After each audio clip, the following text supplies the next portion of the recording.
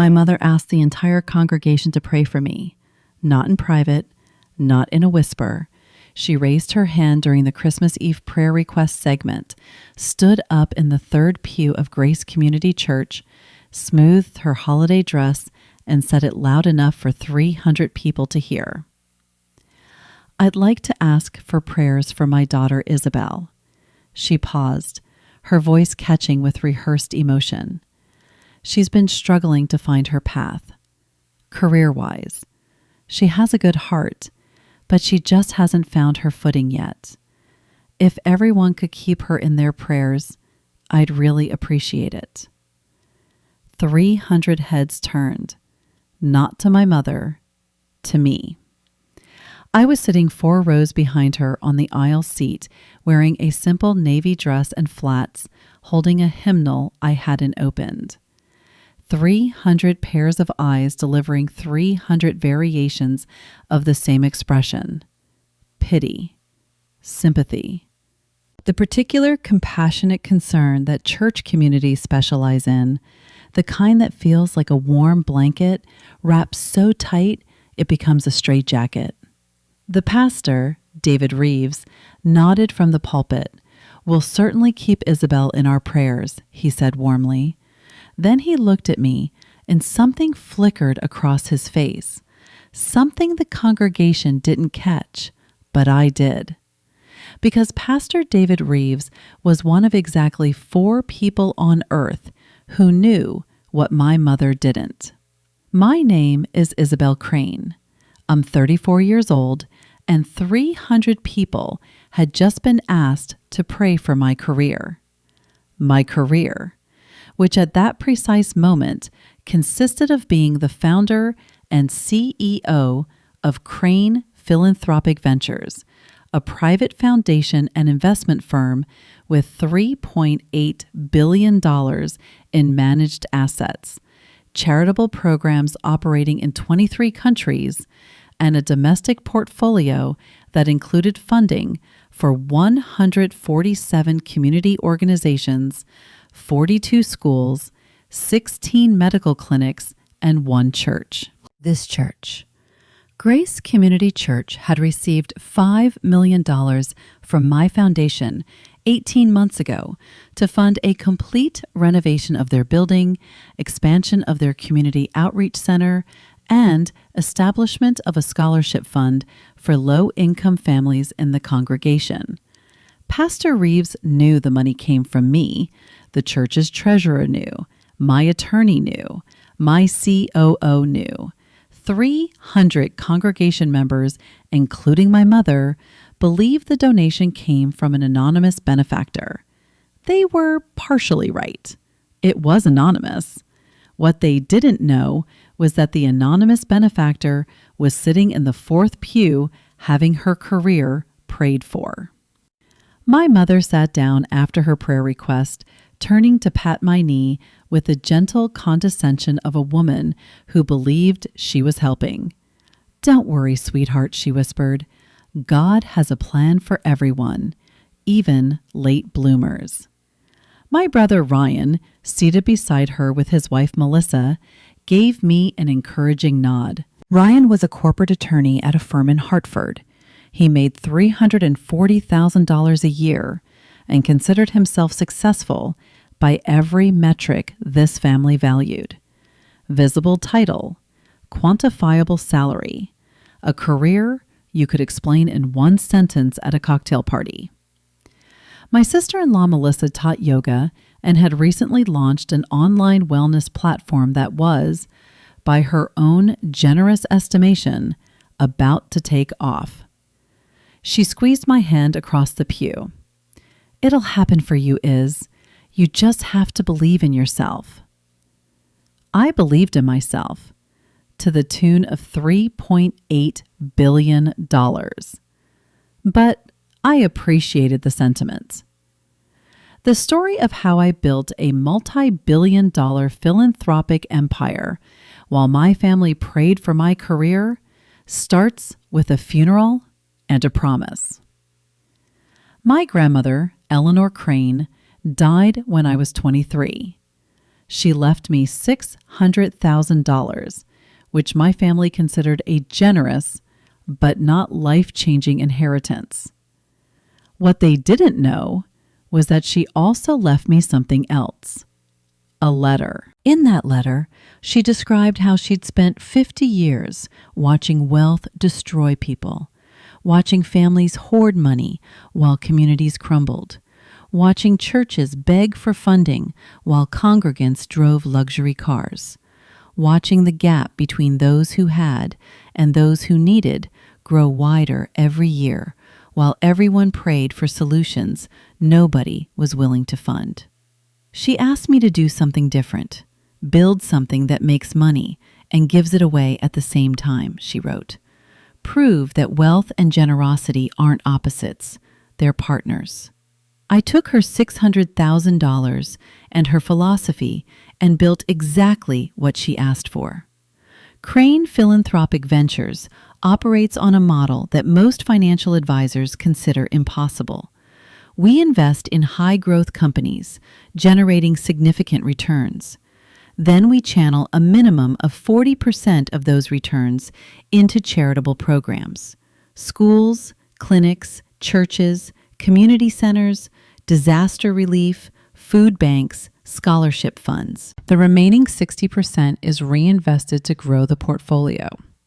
The result, after 11 years of compounding, was $3.8 billion in managed assets and over $1.2 billion in total charitable distributions. We'd funded programs in 23 countries. We'd built schools in communities that had never had them. We'd established medical clinics in rural areas where the nearest hospital was 4 hours away. And we'd done it all under the name Crane Philanthropic Ventures, which most people assumed was run by a board of wealthy retirees, not by a 34-year-old woman whose mother was currently asking for prayers on her behalf. The anonymity was essential to the mission. Philanthropy done publicly becomes performance. It becomes about the donor's image instead of the recipient's need. My grandmother understood that. She'd watched wealthy families attach their names to buildings and programs, turning generosity into branding. She wanted something different. She wanted the money to matter more than the name. So I kept my name off everything. The foundation's public filings listed the director as I. Crane. No photographs, no interviews, no galas with my face on the invitation. Just money flowing quietly into communities that needed it, including this one. The $5 million donation to Grace Community Church had been the largest single gift in the church's 90-year history. It funded the new community center that my mother walked through every Sunday. It paid for the scholarship program that had sent 14 kids from the congregation to college last year. It covered the renovation of the sanctuary, where 300 people were currently sitting, praying for my career, in a building I'd paid to rebuild. Pastor Reeves knew.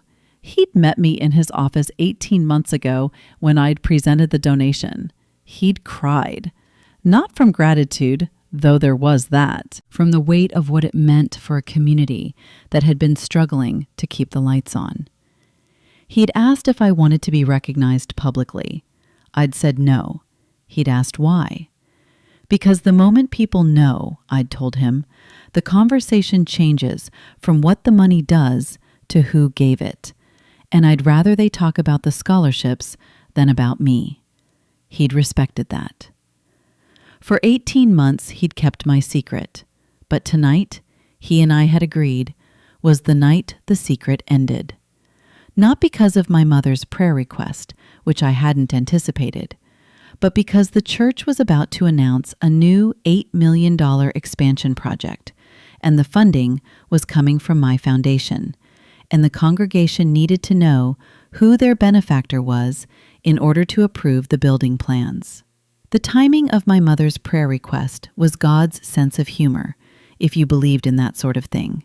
I did, actually, especially tonight. It was 7:45 p.m. The Christmas Eve service was structured in 3 parts: music and worship, prayer requests and community sharing, then the pastor's Christmas message and announcements. The announcements would come at approximately 8:30 p.m., 45 minutes. My mother was singing "O Holy Night" beside me, her voice slightly off-key but full of conviction. She sang with her eyes closed, which is how she approached most things. Eyes closed, heart open, assumptions unchallenged. Ryan was checking his phone between verses. Melissa was meditating or possibly napping. The congregation sang around us, 300 voices filling a sanctuary that my money had restored, praising God in a building my foundation had saved from foreclosure. I sang too, quietly. The prayer segment continued. Other requests floated up from the pews: a husband's surgery, a daughter's college applications, a family's financial hardship. Each one received the same compassionate murmur from the congregation, the same reassuring nod from Pastor Reeves. Then Frank Mueller, the church treasurer and one of the 4 people who knew my secret, stood up. He was 72, retired from a 40-year career in banking, and possessed the unflappable calm of a man who'd spent his life managing other people's money. He walked to the podium beside Pastor Reeves. "Before we move to tonight's message," Frank said, adjusting the microphone, "the building committee has an announcement regarding our expansion project." A new screen lowered behind the pulpit. On it appeared architectural renderings of the proposed expansion: a new education wing, an expanded community kitchen, a youth recreation center, a counseling facility. The congregation murmured with excitement. They'd been hearing about this project for months, but the renderings were new. The scope was larger than expected. Much larger. "This project," Frank continued, "represents an $8 million investment in our community. And tonight, we're able to announce that it is fully funded." Applause erupted. My mother clapped enthusiastically. Ryan nodded approvingly. 300 people celebrating a gift they assumed came from some distant foundation with a board of wealthy strangers. "The funding comes from the same anonymous benefactor who provided our renovation gift 18 months ago," Frank said. "Crane Philanthropic Ventures." More applause. A few amens.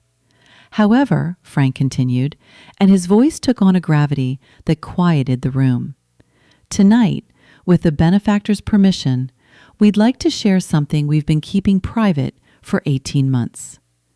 Pastor Reeves stepped forward. He looked at me. I nodded. The smallest movement, but he saw it. "When our church was facing foreclosure 2 years ago," he began, "a woman came to my office. She was young, quiet. She wore a simple dress and carried a folder with a proposal that would change our community forever. She offered $5 million, not a loan, a gift, for renovation, scholarships, and community programs. The only condition was anonymity." The congregation was still. The air had shifted from celebration to something heavier, more attentive. "I agreed to her terms," Pastor Reeves continued. "For 18 months, I've watched this community benefit from her generosity without knowing her name. I've watched her sit in these pews every Sunday, listening to sermons in a building she saved, and never once asking for recognition." He paused. "Tonight, she has given me permission to introduce her. Because the $8 million expansion requires congregational approval, and she believes you deserve to know who is investing in your community." My mother's hand tightened on my knee, not because she knew, because something in the pastor's tone had activated a frequency she couldn't identify yet. "Tonight I am honored to tell you that the benefactor behind Crane Philanthropic Ventures, the woman who saved our church, funded our scholarships, and is now proposing an $8 million expansion of our community programs, is sitting in this sanctuary right now. Pastor Reeves looked directly at me. She's been here all along. Isabel Crane. Please stand. 300 heads turned. Again. But this time, the expression on their faces wasn't pity. The silence lasted exactly 4 seconds. I counted. Then the sanctuary exploded, not with polite applause, with the full-throated, feet-stomping, tears-streaming eruption of 300 people processing a revelation that rewrote everything they thought they knew about the quiet woman in the 4th pew. I stood up. My mother's hand was still on my knee. I could feel it trembling. She was looking up at me with an expression I'd never seen on her face. Not shock, not pride, not confusion. Something that contained all three and none of them. Something raw and fundamental. The expression of a woman realizing that the daughter she'd been praying for was the answer to every prayer the church had ever made. "Isabel," she whispered, but the sanctuary was too loud for anyone else to hear. The applause continued. People were standing. Frank Mueller was wiping his eyes. Pastor Reeves was smiling with the relief of a man who'd carried a secret for 18 months and was finally setting it down. I stood there in my simple navy dress and flats, receiving something I'd never asked for and didn't know I needed. Recognition. Not for the money, for the intention behind it. For 11 years of building something that existed solely to help. Ryan was on his feet.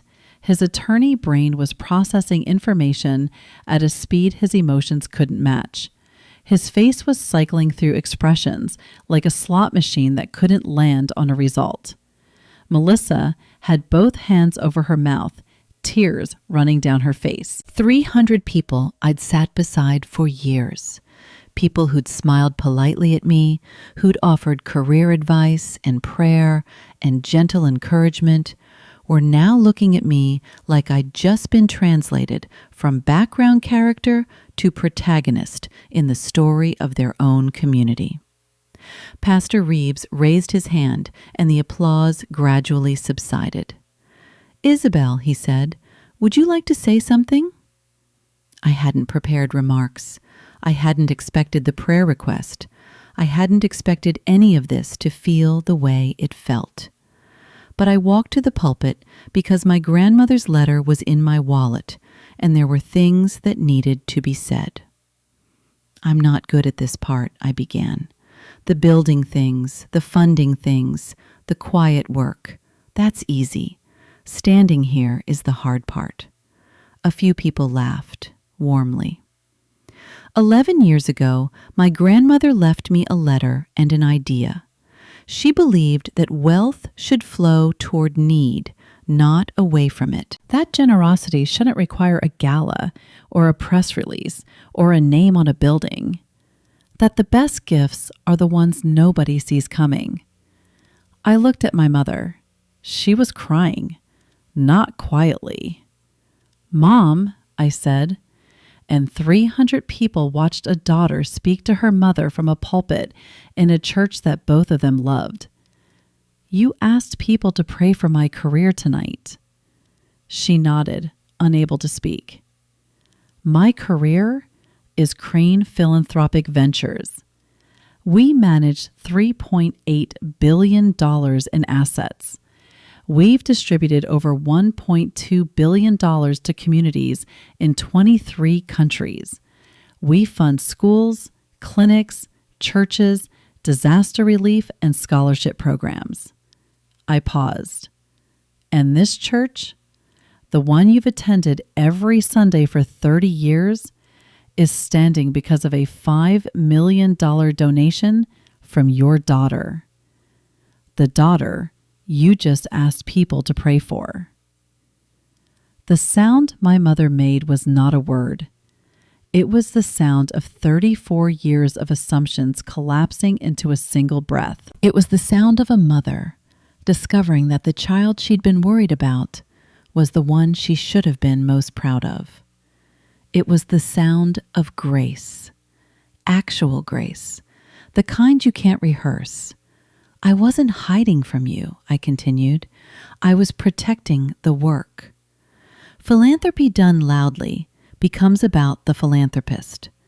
I wanted it to be about the people, about the 14 kids who got scholarships, about the families who use the community center, about the congregation that doesn't have to worry about foreclosure anymore.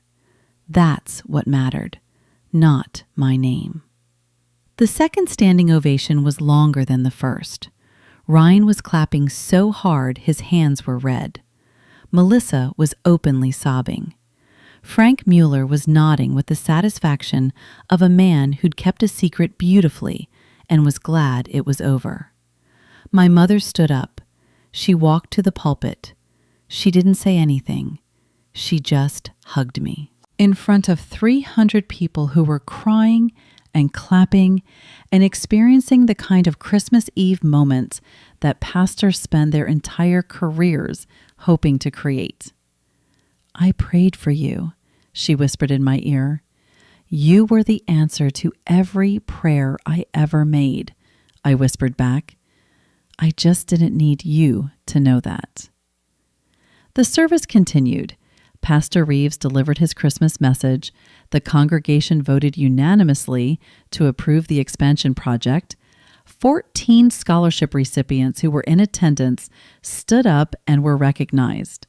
The community center director shared statistics about families served, and through all of it, my mother held my hand in the pew and didn't let go.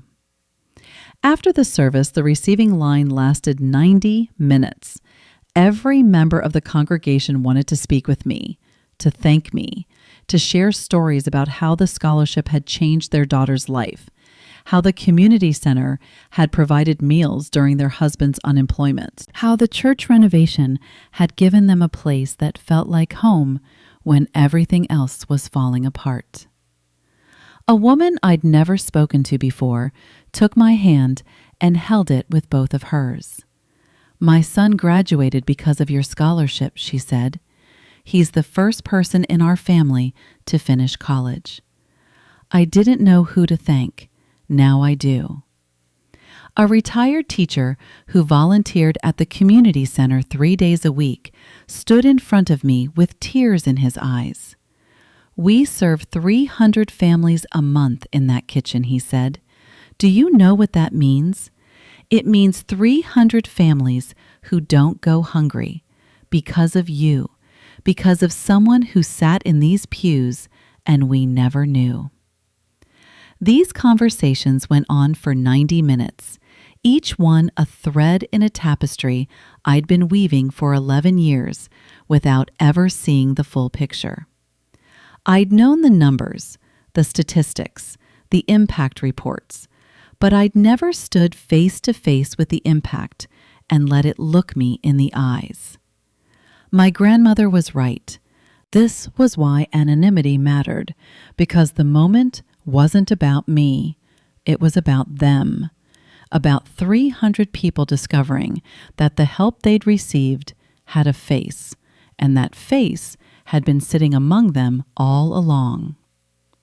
Ryan found me near the end of the line. His tie was loosened. His attorney composure was gone. He looked like his younger self, the brother I'd grown up with before careers and titles had built walls between us. $3.8 billion, he said.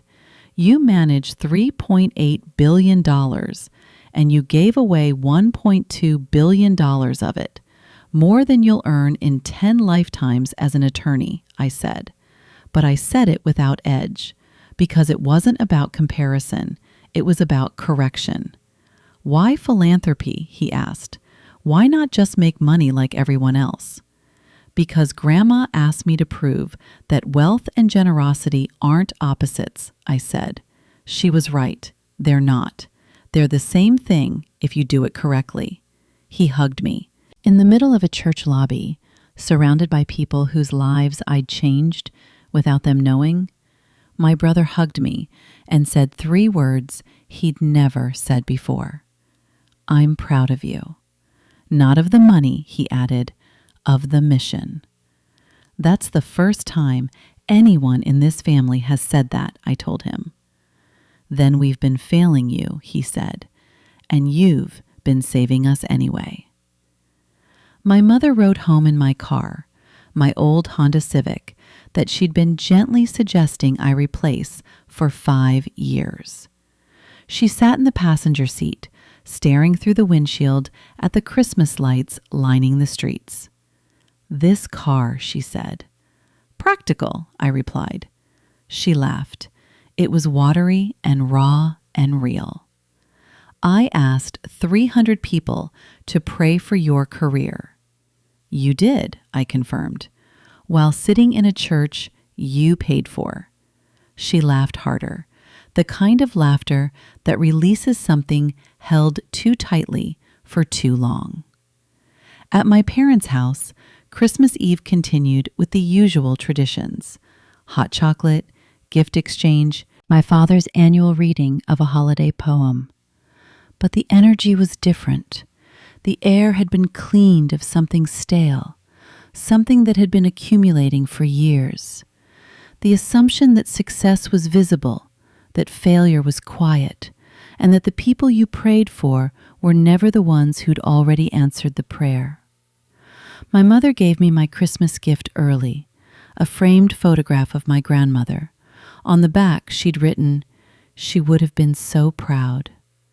I looked at the photograph, my grandmother's face, kind and determined and full of the quiet conviction that had shaped everything I'd built. "She is," I said. 2 months later, the expansion broke ground. I stood at the ceremony beside Pastor Reeves, Frank Mueller, and my mother, who had appointed herself the unofficial project ambassador and was telling everyone within earshot about her daughter's foundation. She'd gone from praying for my career to promoting it in 60 days. Growth takes many forms. The news spread beyond the congregation within days. A local newspaper ran a feature on the anonymous benefactor revealed. The Hartford Courant picked it up, then a regional business journal, then Bloomberg, because $3.8 billion in philanthropic assets was a number that made financial journalists pay attention, regardless of the context. The coverage was different from anything I'd experienced. It wasn't about me as a businesswoman. It was about the model. Philanthropic venture capital, one journalist called it. The idea that you could build a wealth management firm whose primary output wasn't returns for investors, but impact for communities. 3 universities contacted me about studying the model. 2 other foundations asked to replicate it. A congressman invited me to testify about philanthropic innovation. I declined the testimony. I accepted the university partnerships. The model was the point, not the founder. My grandmother would have approved. My father, who had been characteristically quiet during the Christmas Eve revelation, processing information the way retired engineers process information, through analysis rather than emotion, finally called me 2 weeks into January. He'd spent those 2 weeks reading every public document he could find about Crane Philanthropic Ventures. He'd built a spreadsheet. He'd modeled the returns. He'd traced the charitable distributions across 23 countries. "Isabel," he said, "your compounding model is extraordinary. The 40-60 split between philanthropy and reinvestment shouldn't work at this scale, but you made it work." "Thank you, Dad. That means a lot coming from you." "I'm not finished," he said. "I spent 40 years as an engineer building things, bridges, systems, structures. I thought building was my domain. But you built something I couldn't have conceived. Not because you're smarter than me, because you're more generous." And generosity, it turns out, is its own kind of engineering. That was the most my father had ever said about feelings in my entire life. I saved it. The scholarships expanded to 32 recipients. The community kitchen served 400 families per month. The counseling center opened with a waiting list that broke my heart and motivated my next funding allocation. And every Sunday, I sat in the fourth pew. Same seat, same simple dress, same quiet presence. But now, when the prayer request came, my mother stood up with a different kind of announcement.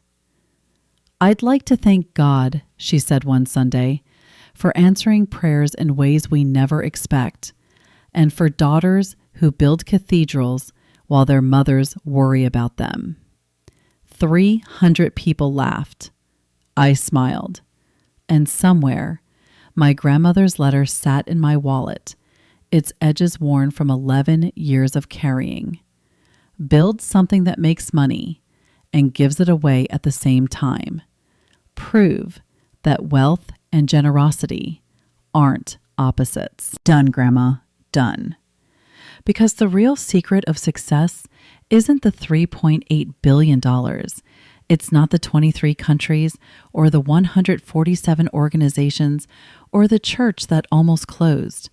The real secret is that the most powerful thing you can build is something that outlives your anonymity, something that exists whether people know your name or not, something that makes 300 people stand on their feet, not because of who you are, but because of what you gave. And sometimes the greatest answer to a prayer is the person everyone's praying for.